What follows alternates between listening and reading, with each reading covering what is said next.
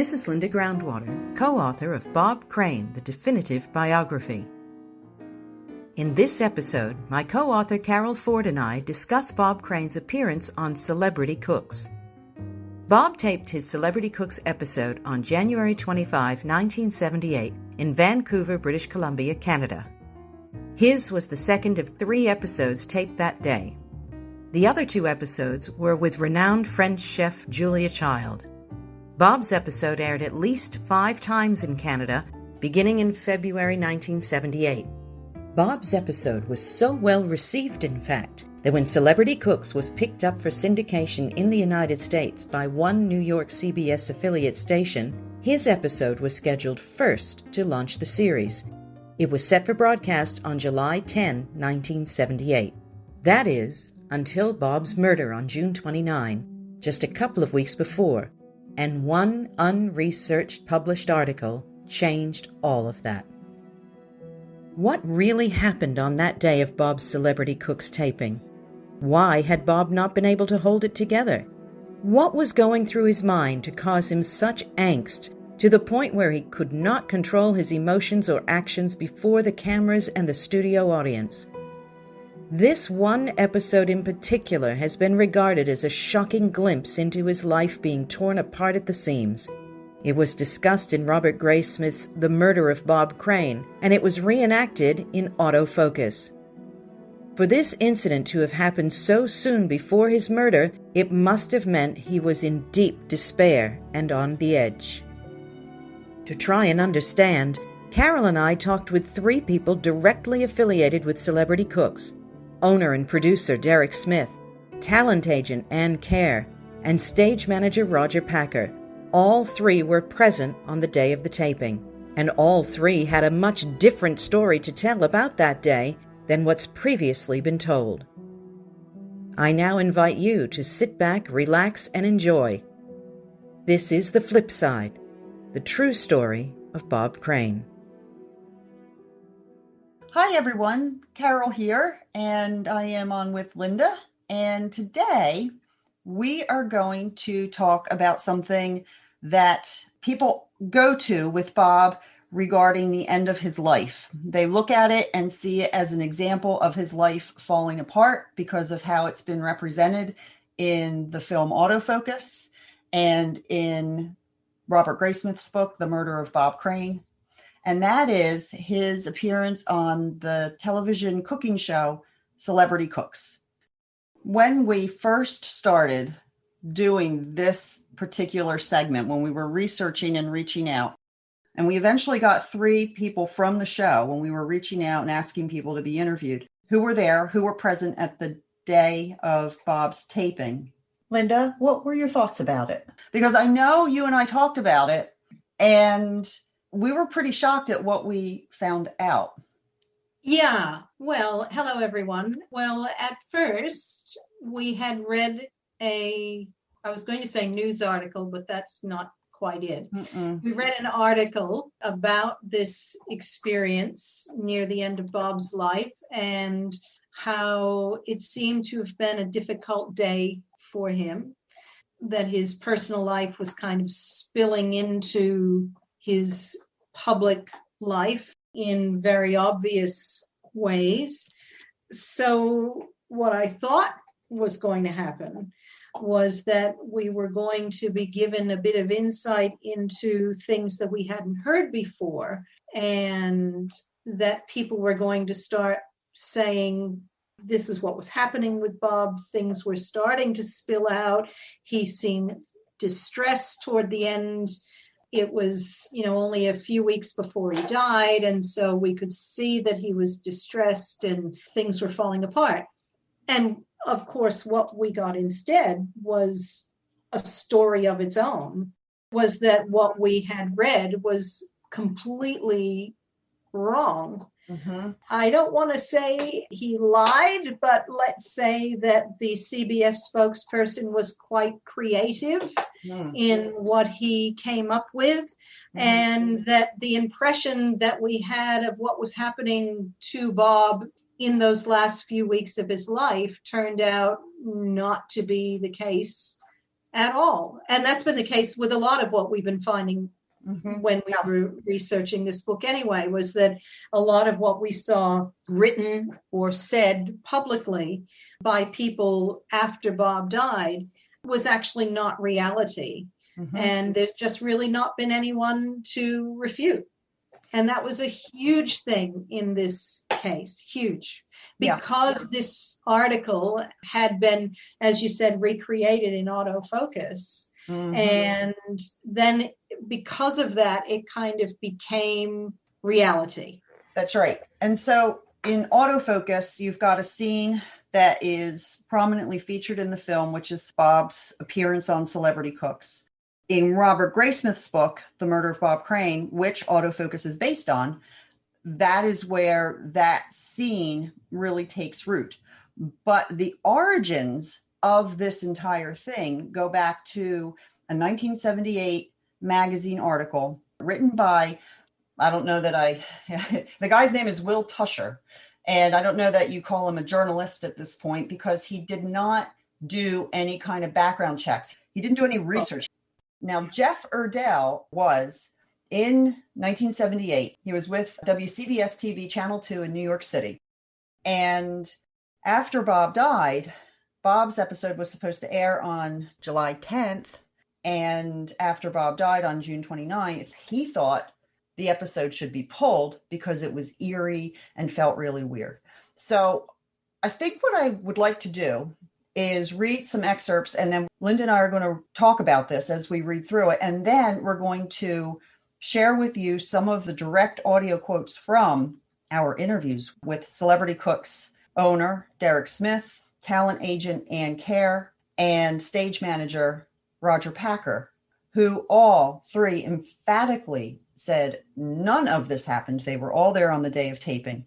And, you know, it's one of those things where you go into these interviews kind of with you as a journalist thinking, okay, like you said, we're going to get some background here, but then also, you know, it's going to be a little juicy. You know, I mean, we don't want to hear bad things about Bob, but we're going to get to something that we haven't yet heard. And it's going to give us a little bit of insight. The story, you might say, after interviewing, after talking with these people, is that there was a non-story. It was like proving a negative, which is impossible to do. And yet somehow we did that because it never happened. So I'm going to go ahead. I have the article here in front of me, and it's called Who Really Murdered Bob Crane? These are excerpts from that article from 1978 in Photoplay. And this is Jeff Erdell, CBS spokesman, being interviewed by Will Tusher. And Will Tusher wrote the article. So I'm going to start with just some reading, and then Linda, just jump in. We'll discuss as we go. It's important that people understand that no other station had rights to this show at the time that this was published. And no other station, if I'm not mistaken, CBS TV was the only station in the US that had bought Celebrity Cooks. So no one else was running it. So no one could refute or confirm, either way, what this article was saying, and it never ran. So in the States, so no one, which is one of the reasons that this was simply taken as gospel. It's also interesting and important to say that nobody ever contacted anybody from Celebrity Cooks, that they just ran with this, that this was what it was going to be. They didn't even, when we talked to them, they didn't even know about this article. It's an obscure article that got discovered when Robert Graysmith was writing his book, and it became that juicy little tidbit, and then autofocus and the whole thing. So by the time it gets to autofocus, it's already gospel. But this article, they didn't even know about. And I remember talking with them. Oh, Derek particularly said, I own the show and I can't believe I'm hearing this. And he was really unhappy. Oh, yes. That the show was being used in this way. Yes, because they were very proud and are very proud of their show. They're actually trying to launch a new reboot of it. I think COVID probably delayed that a bit. They've got clips of Celebrity Cooks up on their YouTube channel. And just to give you a little background, the episode was taped on January 25th, 1978. It was taped in Vancouver, British Columbia. There were 3 episodes taped. Bob was the second episode taped. They started taping at 7 o'clock at night. So at 7 o'clock, 8 o'clock, and at 9 o'clock, they were taping episodes. The other two episodes, Bob was sandwiched in between Julia Child. And while he was waiting for his episode to start, he was in the green room watching Julia Child's episode, and he was having a good time. He enjoyed his experience. He was watching Julia Child, and then he came out and did his show. And after the taping, it went into post-production, and it aired in Canada at least 5 times between February and June of 1978. Now, it wasn't airing at 10 o'clock at night. It was airing at 3 o'clock in the afternoon, which was what they considered family time. So it was a time where they weren't going to allow anything unsavory or salacious or questionable. It was a time when kids and moms would be watching. It was not a time where they would have put on anything racy or, not appropriate for family.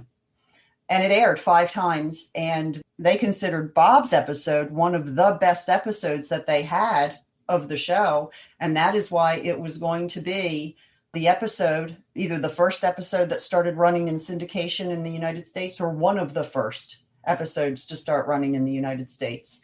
So there was no indication at the time that this was a bad episode, that Bob had behaved badly, that there was a question about his character or demeanor, that he made anybody uncomfortable, and that in fact it was actually a really good episode. Yes. So with that said, I will start reading this article.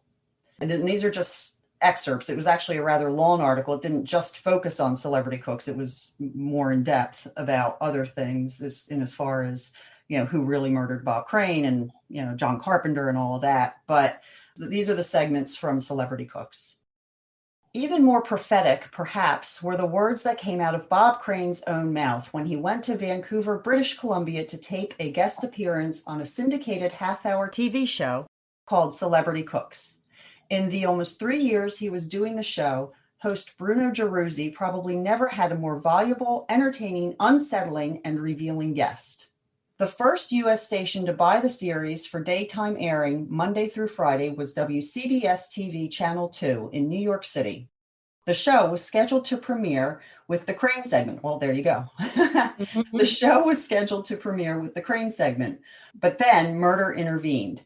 This guy's writing like prose, Yes. But then murder intervened, and the station withdrew the Crane episode in the interest of good taste. Airing the show was considered even more questionable in light of Crane's behavior on it. Station press manager Jeff Erdell had screened the show several times, at least once after the murder. And he was so struck by the relevance of what Crane said at the time to his murder 2 months later that he had virtually committed Crane's remarks to memory. He found Crane's own revelations and insights so eerie, so revealing, that he was surprised that the Scottsdale police had failed to contact him. Well, let's just stop right there. There's a whole bunch wrong just with those 3 paragraphs. And I must say, as a journalist, as a factual journalist, not just an interviewer, you can see the thinness of what's actually written. For one, you see words like host Bruno Gerussi probably never had a more voluble, entertaining, unsettling, and revealing guest. Probably. Really? Well, did you talk to Bruno? Bruno was alive in 1978. So did we not speak to Bruno? Did we not speak to anybody at the show? Did we not try to speak to anybody at the show? Then there's the concern of Jeff Erdell allegedly screening this several times before his murder. But at least once. and once after his murder, that he committed the whole thing to memory, but never spoke to anybody about it, just kept running it over and over and over again. And if it was so unsettling and it was so prophetic, well, if you watched it 4 times before he died, how could it be prophetic? Because it hadn't happened yet. As a journalist, I look at what's written here and say, this is a puff piece. They've taken what somebody said without even remotely trying to confirm. They didn't ask to see this episode themselves. Well, you'll get into it later, but Erdell couldn't give any specifics, didn't ask to talk to anybody in the show. As a journalist, you don't just go, oh, this press guy said this looks like this. Let me just run with that, especially when the firsthand sources are all there. Mm-hmm. Ann Kear was there. Roger Packer's there. Derek Smith was there. And if somebody had gone, as a journalist, when somebody makes this kind of allegation, I suppose, or says that this is what it is that happened, and they're secondhand, and they're not showing you anything, I don't have the tape to show you, fine. Let me go as a responsible journalist to the people who are directly connected with this, like you and I did, mm-hmm. which is to say, gee, this sounds terrible. Mm-hmm. Let's go talk to the people at Celebrity Cooks and find out what was going on. Not, gee, this sounds terrible, tell me more. And we did this, 30 years later. Mm-hmm. So he certainly could have done it 30 days later. Absolutely. But he didn't want to. He obviously didn't want to. Much more interesting to just run with it. Mm-hmm. Just run with it. So I'll continue. At the time, WCBS TV was the only station in the United States that had bought the Celebrity Cook series. There you go. If he had to strike a balance, Erdell said that Crane was slightly more obsessed with death than sex in his remarks, but he could not escape the feeling that the two were somehow interlocked. Crane joked about death as he quipped about sex, and he dwelled on both compulsively. Says Erdell, quote, "It was one of the most amazing things I've ever seen in my 10 years in the business. I still get this weird feeling. Crane was a very funny, warm, sensitive individual, but there was something eerie about the show. A lot of jokes told in the double entendre style, and a heck of a lot of them had to do with death. He talked about the death of some people who were on Hogan's Heroes. It seemed to have an effect on him." Look, the reality is, people, we're going to do this on like every 2 or 3 paragraphs because the entire thing is wrong. I have no idea what he was watching. The only death, if you want to call it that, was the joke Bob made sitting at the table where they're eating the dinner and he says, 2 cannibals are sitting down to dinner and one cannibal says to the other, gee, I really can't stand my mother-in-law. And the other one says, well, that's all right, just eat your peas. And I'll play that for you right here so that you can hear that actual joke. And it was just a funny joke. Here's that clip for you from Celebrity Cooks. That's the 2 cannibals eating. One guy says, I can't stand my mother-in-law. And the other one says, well, just eat the peas. And so, so it's a terrible dad joke, but it's funny. But dad jokes are popular today, It's funny, and it's clearly lighthearted, mm-hmm. and it's clearly off the cuff. He's the kind of guy I think would have been like looking for a place to use that joke. Yeah, yes. Well, then just, I can't stand my mother-in-law. Well, then just eat your peas. And it's a really, to me, we were talking about his comic timing in our previous podcast. And although the people listening to this podcast can't see that video of Celebrity Cooks, so they look it up on YouTube or on our own website, they'll find it. Mm-hmm. And you can see that it was just perfect delivery, just throwaway. There was nothing eerie.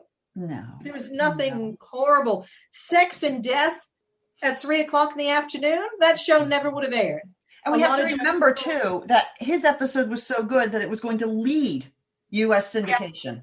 It was going to be the first out of the gate in U.S. syndication because it was their favorite. And I don't understand. There was something eerie. What's eerie about it? He says eerie all the way through this article. Eerie. He keeps talking about Bob, talking about people dying, about his marriage, about sex, you can imagine how Carol and I felt reading this going, oh, wow, this was, he was really a mess. When the fact was that, you talk to the people connected to the show and they said, the owner of the show, Derek Smith, said, I would have known if the show was pulled because we only had one show that was ever pulled. Mm-hmm. And that's because one of the guests said something that was libelous and they could not run that. Their legal people said absolutely not. We could get sued for this or whatever. There were legal reasons for it. That Bob was very relaxed. He was very professional. He knew exactly what he was going to do. That they didn't talk about personal lives and sex, drugs, and rock and roll was not going to happen. The audience wasn't interested. Bob, if nothing else that we have learned about him, and we certainly learned a lot, is that there was no way that Bob would on set take his personal life and insert it into an on-camera situation. He did have issues in like the Bob Crane show in the beginning when they were doing the warm-ups for the audience that here's my wife and this burlesque stuff or whatever that, people told us. But as soon as the cameras rolled, it was off. And Jeff Erdell was not at this taping. So his whole experience would be only what he saw on camera. And everyone involved with the show directly said, I don't know what he's talking about. So I'll continue because it gets even better. Yes, go on. Before Crane was murdered, Erdell relates the actor was struck by an uncanny sense of deja vu. Quote, there was an air of death about the whole show, he notes. And then it really happened, he added solemnly. He goes on, I don't know which there was more of, jokes about death or jokes about sex. Erdell muses. They all seemed to hinge on the fact that his marriage came down around his ears. He was obviously very distraught about this. He loved his second wife very much, evidently, and he seemed obsessed by the fact that he was separated and she was suing for divorce. There was an awful lot of this. It was, in total, a rather tragic portrait which stuck in my mind. Remember the old Sinatra song about love and marriage going together? In Crane's case, he let it all hang out on Celebrity Cooks. Love and marriage and sexual freedom and death are all enigmatically and prophetically intermingled. Quote, now that I think about it, Erdell reflects, there were more references to sex than there were to death. So here he's switching it up. Before he couldn't remember if it was more jokes about death. Well, he said it was more death originally. That's right. He goes on, quote, he, meaning Bob, he went on at great length about his marriage. At this point, he was very anxious to put his life back together again and to carry on and to meet other women. Stop. I mean, no wonder it's so juicy. I mean, if somebody if somebody said all of this to you and you believed it, wouldn't it be the most amazing story? Celebrity falls apart on air. We run the whole thing in Canada and just let everybody see what's going on. Sex and death and sex and women and, but, and Kear. And I've got my wording to her as well as her wording back. The person quoted is a station manager, we said, but it's actually a spokesperson from New York TV station. And he had just seen the show and says in the show that Bob was obsessed with large, well-endowed ladies, young ladies, was talking about his marriage breaking up, was in tears. Somebody saying, this is what I saw is quite convenient because there's no one in the States to say, no, that's not right. Mm-hmm. Would there have been anything to a casual observer, as in somebody who was just watching the show, the taped show, that would stand out and make you say, oh, there's something not quite right here? And her answer is no. No. All I can say categorically is no. There was nothing, no indication. We didn't know anything about his private life. Whatever was in the biography his agent sent us may have mentioned his wife and children, but we didn't know any rumors. I was just so shocked that someone would say something like that about Bob Crane. It was just not there. Mm-hmm. I think it was actually Roger Packer, but it might not be. Might have been Derek, who said, we don't want anybody talking about their divorce on our show. Geez, where's, it's 2 minutes of interview and what are you known for and what are you doing next? And that's it. So we're not going to get into his whole marriage and divorce and his personal life. He said the audience doesn't want that. The audience wants to talk about what they know their guests for. And for Bob, he was known as Colonel Hogan, Hogan's Heroes. So they're excited to see Colonel Hogan because everybody knows Hogan's Heroes. And so the questions were going to be, what was it like working on the set of Hogan's Heroes? What is your next movie or TV show or project, or what do you have lined up?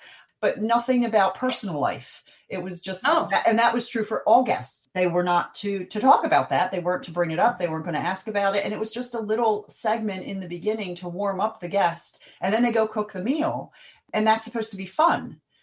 Bob cooked chicken a la Hogan's Heroes, and so it's not what this article made it out to be. So I'll continue. The seeming contradiction was inescapable. Also inescapable was the fact that the troubled Bob Crane was torn with contradictions. In one and the same breath, he mourned the breakup of his marriage and yet seemed to welcome the separation as license to be up willy-nilly with other women. Well, let's just stop right there. This is direct quote from the stage manager, Roger, who was there all day. There were no diatribes about going off with young women or breaking up marriages or wanting to get back to his wife. It wasn't that kind of show. It was a variety show, an entertainment show. Sometimes we had singers or comedians. It was all fun about famous people who were actually cooking for us, which they normally wouldn't do.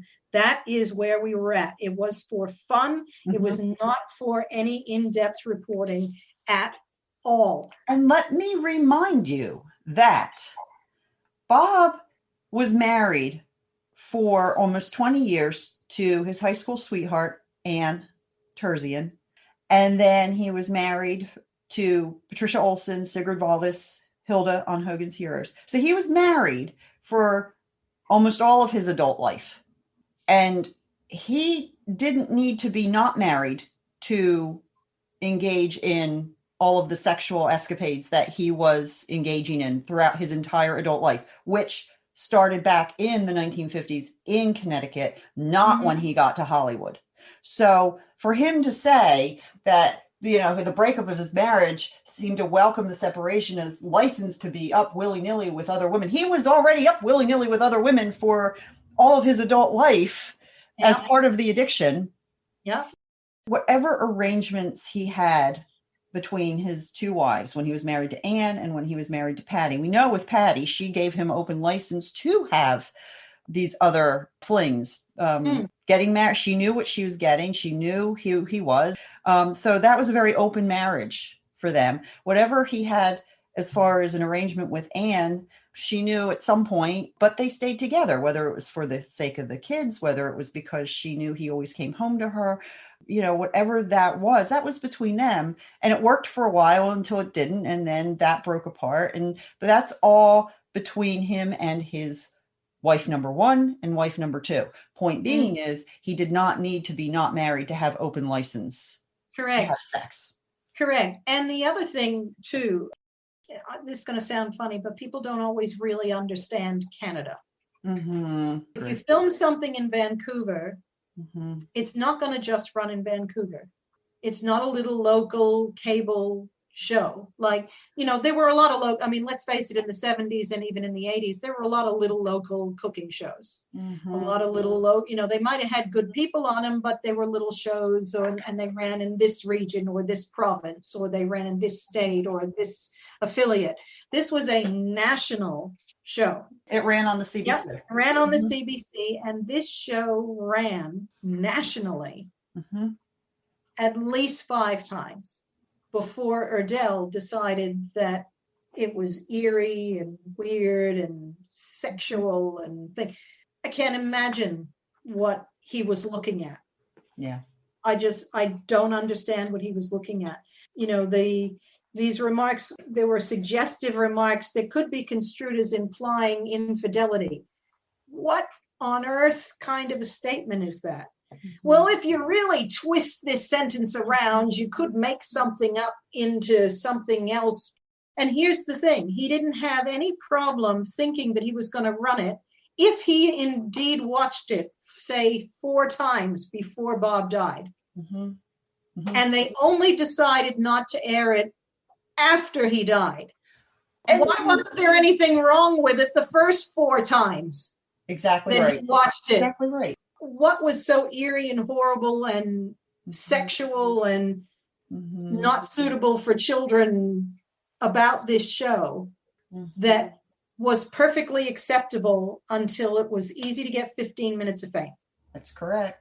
All of a sudden, the show is eerie and freaky and thing, but we're going to run it anyway. But whoops, we're going to pull it because in the interest of good taste, we're not going to run it, which is, fair, as in good taste, as in you don't want to run this show right after he died. Although when you look at it from a marketing perspective, that actually probably would have been a good thing for them to do.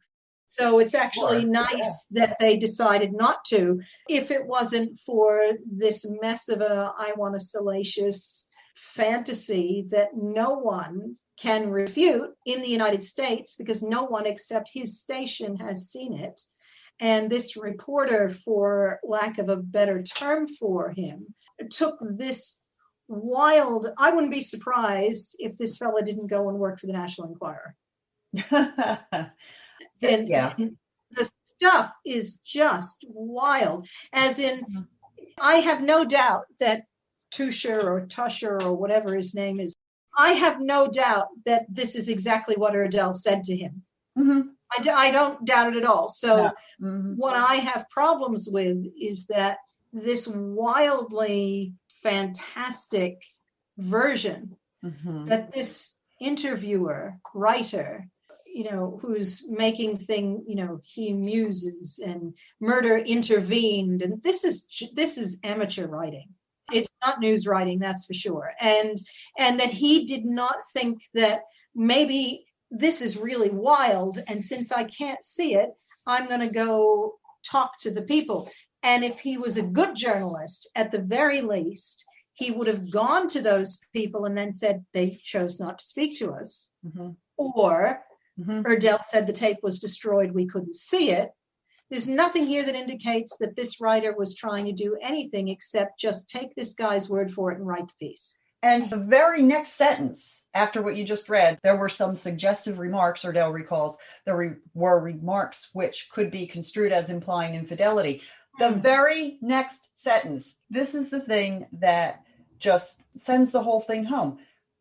He, meaning Erdell, cannot come up with specific instances, but Erdell stands by his insistence that this was definitely his impression in the screenings of the Crane segment.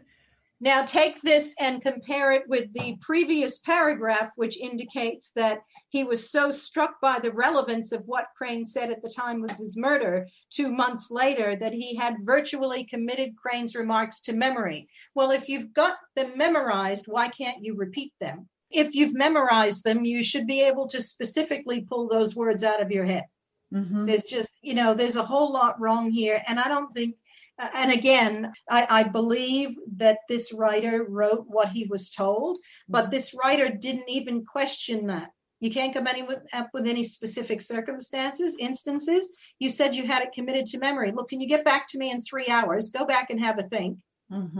Call me up, give me the specifics. Chances are he didn't write it and go, oh, I've got to get this out in half an hour. Can you go back this afternoon, rewatch the tape and give me specifics? That's what a good journalist would do. And what this guy did instead was just take the guy at his word and keep writing.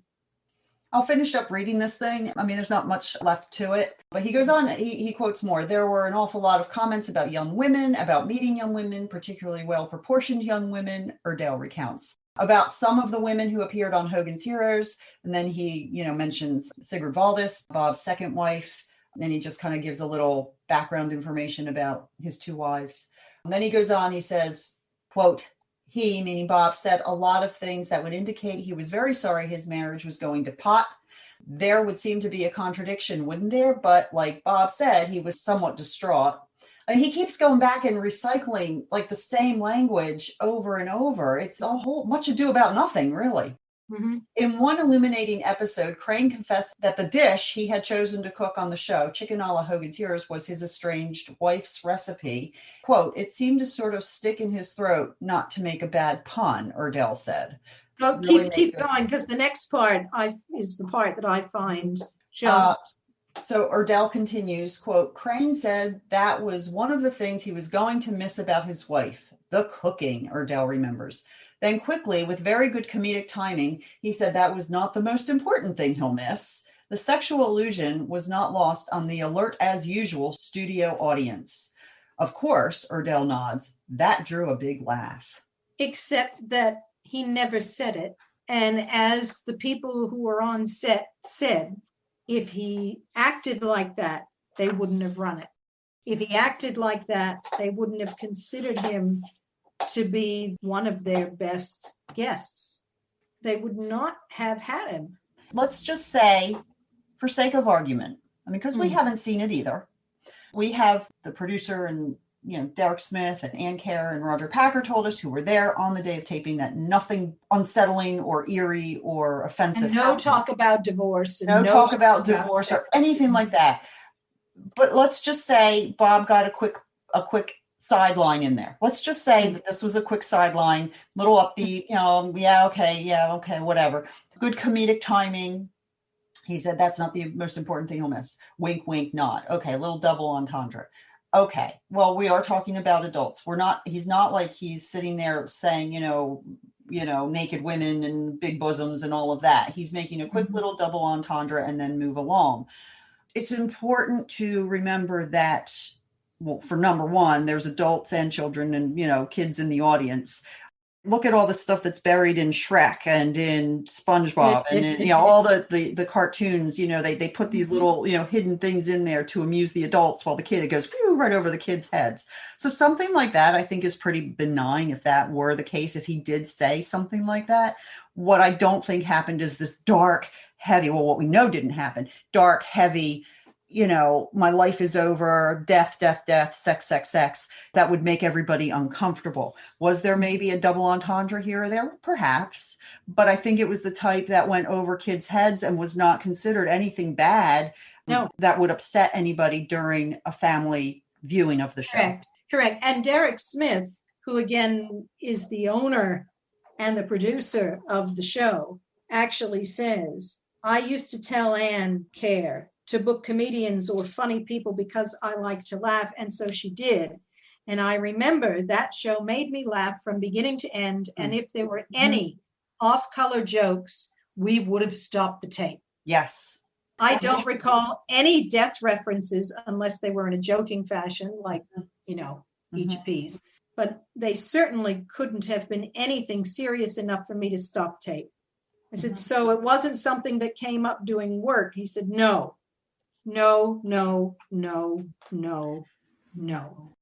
That's exactly, the number of times these people said no when we just read them bits of the article that we're reading now.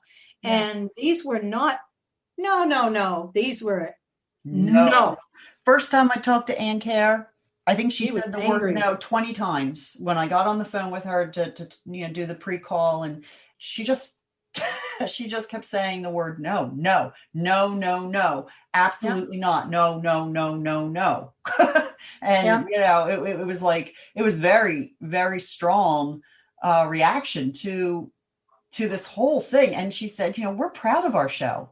We are very proud of our show. It's not a little show. It's not just a little cooking show. It's not just a little thing. We're proud of this. This is our job. We are invested in it. We love our show. It's not just some little show. And we certainly don't like it being represented in a bad light in connection with Bob's murder. I'm just having a quick look where we repeat to Derek Smith, to sum up. The fellow who watched the show said Bob was obsessed with sex and death and the breakup of his marriage. And that whole episode became such a big indicator of his life. And his answer was just not true. Absolutely not true. And then you go back to Anne and we say, the taping of this show has always been held up as an example of Bob's life falling apart. He couldn't hide his lifestyle, that he was visibly upset on stage over things happening in his personal life, that he was obsessed with death and sex. No, not at all. No. The number of no's. Mm-hmm. I remember being taken aback the first time they said, oh, no, where'd you get something like that? I had to change my entire interview off the cuff because we weren't expecting no. We were expecting explanation and depth and understanding. And, how could this have happened when Bob was always able to hold himself together all the rest of his life? What happened here that made him go off the rails and make this such a dramatic instance in his life? I've only twice in recent memory, and I'm sure there were others previous to this, but times that I've interviewed people expecting one outcome based on what I know. One was these folks, and one was Marty Ross from the New Monkeys, where what I thought I knew, or the premise that I went in with, based on the information that I had from other sources, was completely different to the reality of what was happening. And as an interviewer, you have to shift. Your whole mind just shifts, and you have to try and catch up with the reality that actually is versus what you believed to be true. And when I look at, as an interviewer, this portion of this article was turned into a shining example of Bob's crumbling life, simply because the original writer didn't bother doing any work to see the depth or truth of what was being said. One source, one opinion. There were several available factual and video sources. 3 people that we spoke to who would have been easily available in the mid to late 70s. And Bruno would have been alive in the late 70s. Because Bruno Gerussi, who was the host, actually passed away before we had a chance to speak to him. But the other 3 people who were on set with Bruno and Bob all day, or were around him all day, we spoke to them quite easily. And the tape existed when that article was written, because Jeff Erdell had it, or he wouldn't have had a chance to commit it all to memory and then not be able to quote circumstances and incidents in it. Which begs the question, why didn't he let this journalist reporter see it? Well, maybe the journalist just didn't bother asking. True. Because again, there's nothing in the article that indicates that the journalist, I'm actually not going to call him a journalist, the interviewer or the writer, because he's not a journalist, or he would have had to have done something else. You see something that shows that a public figure is completely different from everything we know about him. When you're a journalist, you back that up. Look, there's a tape. I want to see it. No, we can't show you. Okay, well, let me go talk to Derek, Bruno, Anne, and Roger and find out what was going on. What did you see? What happened behind? If that's what it looked like on camera, what did it look like off camera? You need to be writing. He didn't have a one-day deadline. There would have been time, even if it was a short deadline because of the timing of his death versus the timing of the deadline for publication, still wouldn't have been one day, still would have had the chance to call or ask. And there's nothing in the article that says he tried to and didn't hear back in time for publication. There's nothing. There is just, this is what this guy said to me and I believe it. And so you've got several problems here. You've got Jeff Erdell, Tusher, who didn't bother to actually question any of it. And then let's put a little bit of blame where it belongs. Graysmith just took it as fact. And let me just read here out of Graysmith's book. He gets it wrong too, in that he says that Bob was in New York filming. This is out of The Murder of Bob Crane, Who Killed the Star of Hogan's Heroes, Robert Graysmith. In January 1978, Bob was in New York as the featured guest on the first installment of a half-hour syndicated series from Canada called Celebrity Cooks, in which host Bruno Gerussi helped the star prepare his favorite dish. Throughout the taping, Bob kept up a manic barrage of tasteless jokes about women and sex. 2, there were bizarre ramblings, quote-unquote, about premonitions about his own death. Whether or not they realized it, the audience was being given a peek at Bob's off-screen life. As Crane prepared his dish, a chicken recipe that Patty had given him, he began to discuss his deteriorating marriage, and tears appeared in his eyes. Quote, there was something eerie about the show. unquote, said the WCBS press manager, Jeff Erdell. I don't know which there was more of, jokes about death or jokes about sex. Bob was obviously very distraught about the breakup of his marriage, end quote. The program was set to run on July 10th, 1978, and it was never aired. That's all that Graysmith gives to Celebrity Cooks, but it's enough for it to take on a life of its own beyond that. And he's a crime writer. He's supposed to be handling physical fact. When you talk about real things, you talk about real fact. So he has to bear part of that responsibility as well. And he actually did say to us at one stage, the world is begging for a really good factual biography here, because he admitted that he didn't do a lot of that research because he was focusing on the murder, not on all the bits that led up to it. But then you have autofocus that just pulled out of that book. And because that book didn't bother to fact check those things, which were taken from other people who didn't bother to fact check those things, who got opinions and treated them as fact, then the whole thing became a story which is supposed to show you how bad Bob's life was when it never even happened. I guess the moral of the story is, for anybody, when you're reading these articles and things, think about the way these things are phrased. Look at these things. I have it all committed to memory, but I can't give you any incidents. Mm-hmm. You know, these seem to be able to imply, and what does that mean? You have to be a critical reader as well as a critical writer.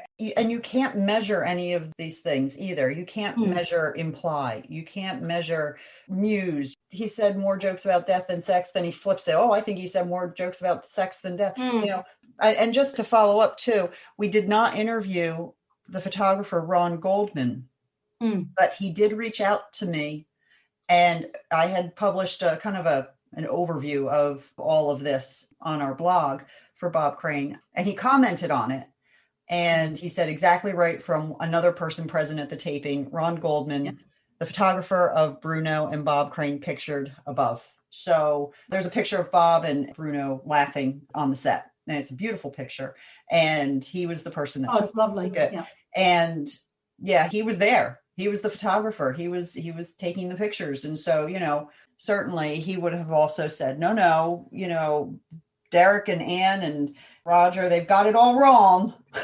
Exactly. No, he said, no, exactly right, from another person who was there. So we have 4 people, 3 on, you know, in the book, 1 on record through our website, who, you know, it didn't happen. I'll finish this up and say the big contradiction refused to go away. Bob Crane kept yearning for his wife while at the same time thirsting for sexual encounters with other ladies, which again just goes back to what we were talking about earlier.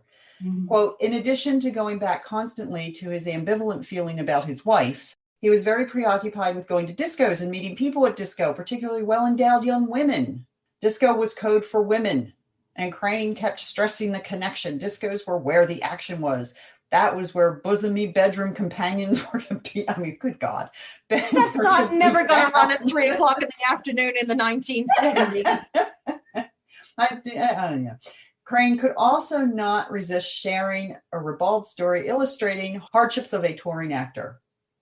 Quote, he was saying, quote, Erdell states, that actors frequently wear special shorts, which they have the fly sewn over to avoid accidents on stage. End quote.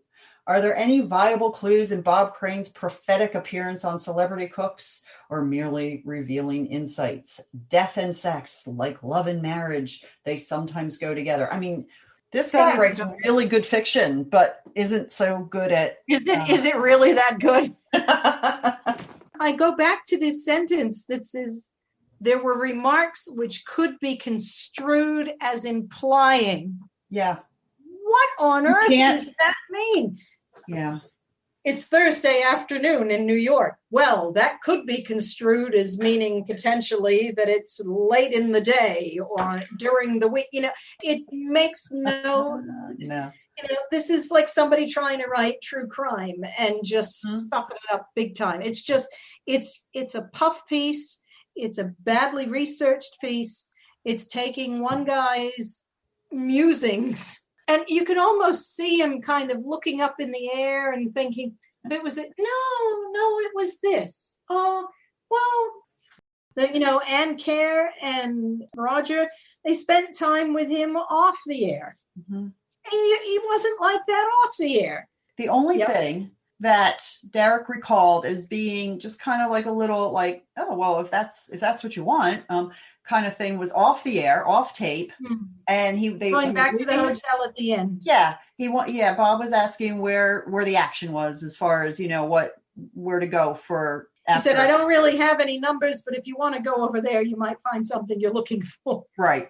And okay, where can I go? Okay. Yep. And that was it. That was it as far as I was concerned. Interestingly, Derek actually says the action he was looking for was probably just companionship, as we say. It's difficult for people out of town. That was sweet, actually, I thought. But again, they didn't know anything. Mm-hmm.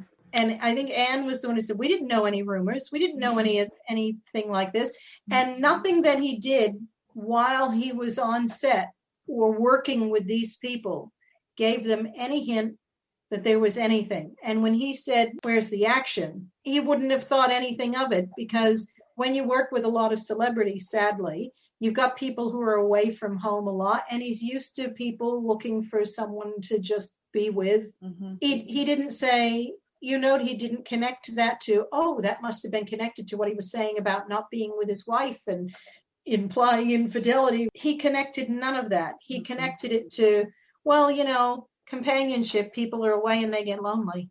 Mm-hmm.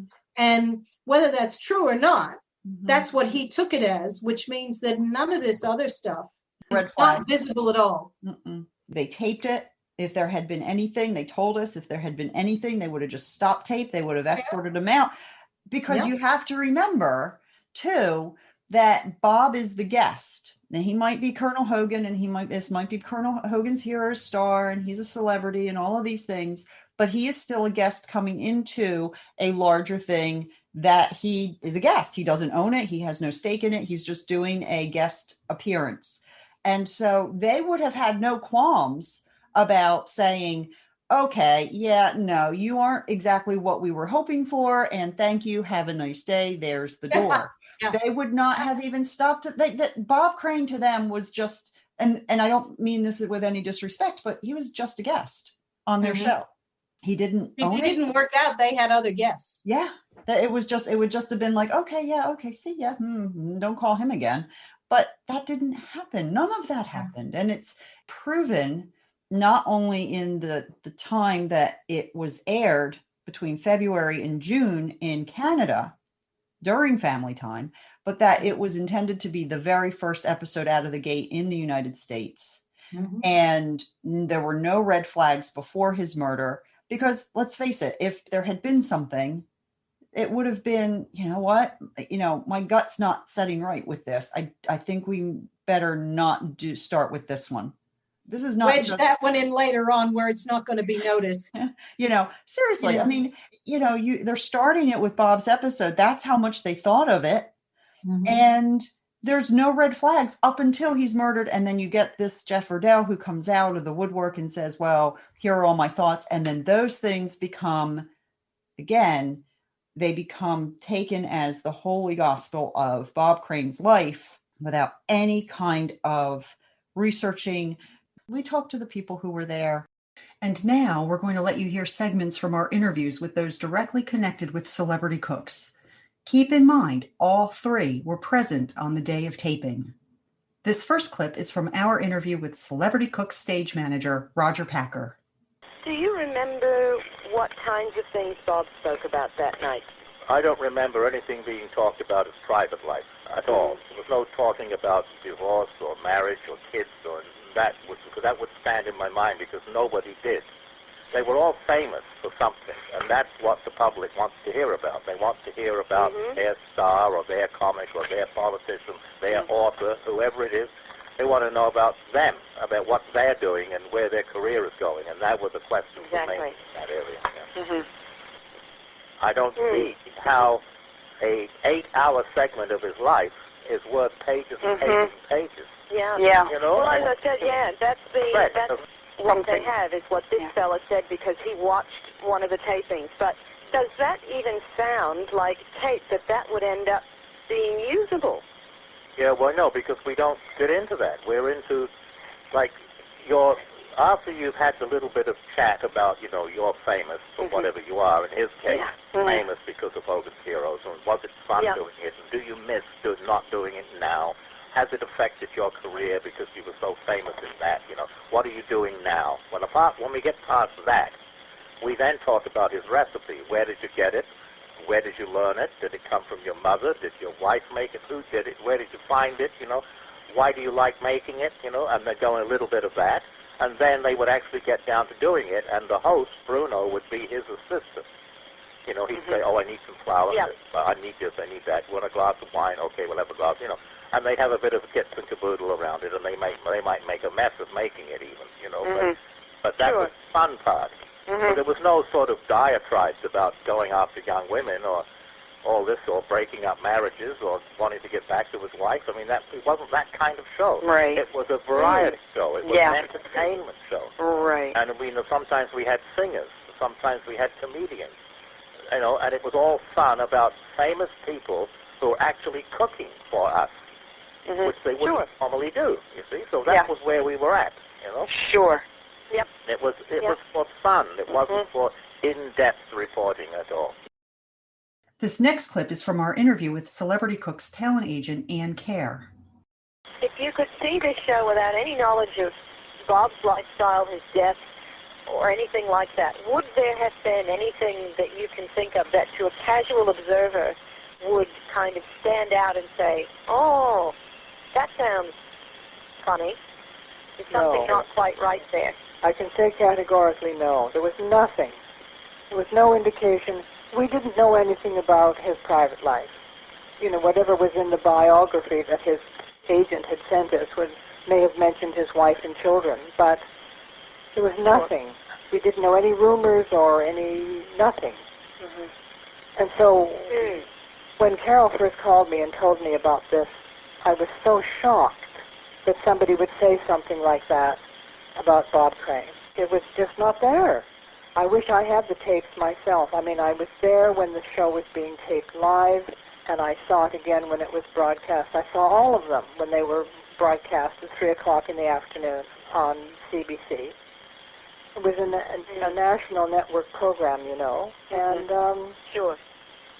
there was nothing that this whoever this man is who's writing all this salacious stuff, there was no inkling of it at all. I was so shocked and saddened when I heard that Bob Crane had died. This third and final clip is from our interview with Celebrity Cook's owner and producer, Derek Smith. What I have in my hand, and Carol has as well, is simply an article from a magazine that discusses Celebrity Cooks, and the whole impression that the world has of Bob's appearance on Celebrity Cooks is from someone who supposedly simply watched the tape. No, not at all. Not at all. Quite the opposite. Quite the opposite.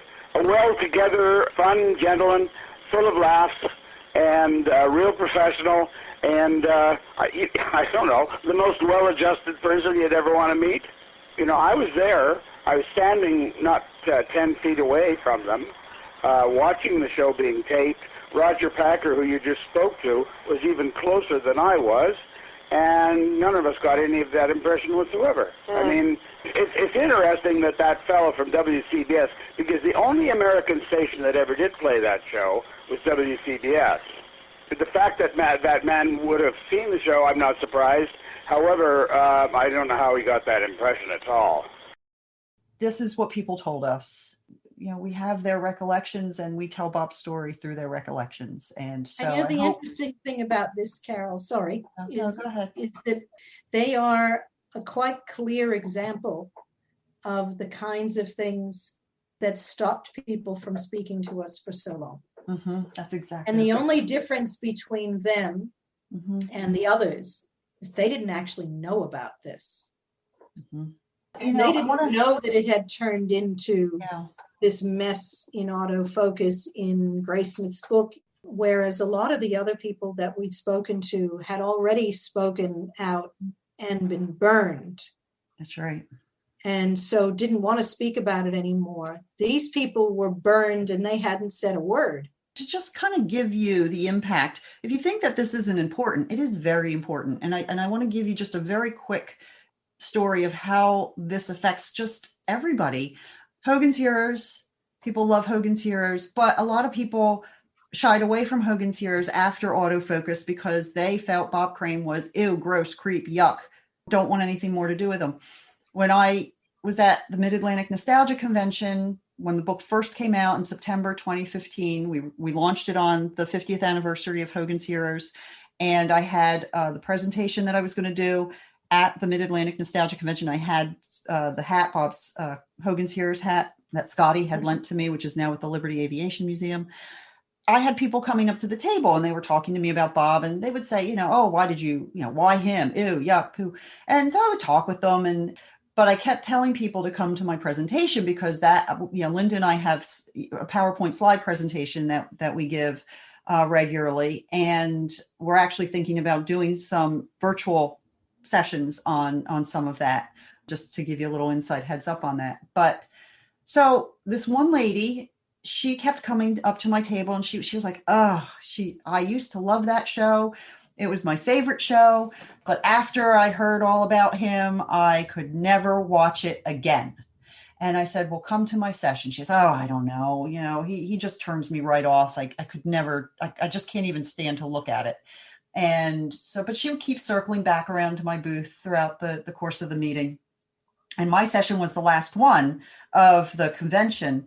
And so my session came and I went for an hour and a half, which in hotel terms is a big no-no, but I did it anyway. And afterwards, people came up and they were looking at the hat and they were looking at some of the other things that Scotty had lent me for the presentation. And I saw her and she came up and I said to her, oh, I'm so glad you came. And she was crying. And I will never, ever, ever forget that. And I tell this story a lot because it's just an example of the damage that it has done, not just to Bob's family and not just to his friends and coworkers and celebrity cooks who don't want this stigma associated with their show, but to just people who like Hogan's Heroes, because it all snowballs and it's all connected. She's crying and she said, you have changed my negative perception of Bob Crane and given me my show back. And I will never forget that. And that's huge. It's one person, but that's one person is still one person. And to carry that, it used to be my favorite show and now I could never watch it again, but you've given me my show back because we've said it right. We've told the truth. That's where we're coming from. And those are the types of things that mean a lot to us and that we still do what we're doing. As a journalist, as someone who's always tried really hard to be 100% factual, stuff like this really gets on my pecs. But what really makes me angry about it is that, there'll be people who say, oh, it's just one little thing. One little thing can change someone's entire opinion. Mm-hmm. If he was alive and that came out that way, that whole article probably would never have happened, as in, gee, look at this creepy, weird show. But there would have been, no one looking for 15 minutes of fame. The show would have aired. It would have been finished. Mm-hmm. And it just irks me no end that people use the unfortunate circumstances of one person's life or death. Mm-hmm. To make themselves important, to ruin someone else's reputation because they're not there to defend themselves.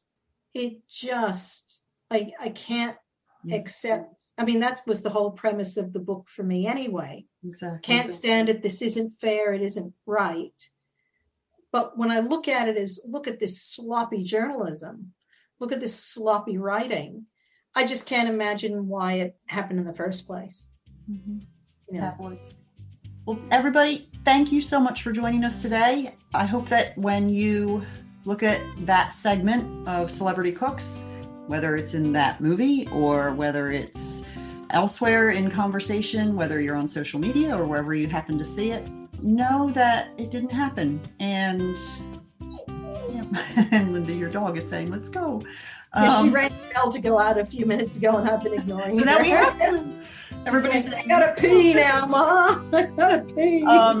But thank you so much. Stay tuned. We will see you next time. Bye, everyone. Bye, all. Flipside, the true story of Bob Crane, is owned and produced by Carol M. Ford Productions and is based on Bob Crane, the Definitive Biography. All rights reserved. No portion of the podcast may be used without written permission. Audio clips of Derek Smith, Ann Kear, and Roger Packer were told directly to Carol Ford and Linda Groundwater and are owned by the authors of Bob Crane, the Definitive Biography. No unauthorized use of these audio clips is permitted. The clip of Bob Crane and Bruno Gerussi is owned by Celebrity Cooks. The video of this clip can be found on the Celebrity Cooks YouTube channel, Upside Right Media, Inc. For archived episodes of this podcast and more information about Bob Crane, visit voteforbobcrane.org. That's vote, the number 4, bobcrane.org. You can also subscribe to this podcast on Apple Podcasts, Google Podcasts, Spotify, Stitcher, TuneIn Radio, our hosting site Spreaker, and everywhere podcasts are found.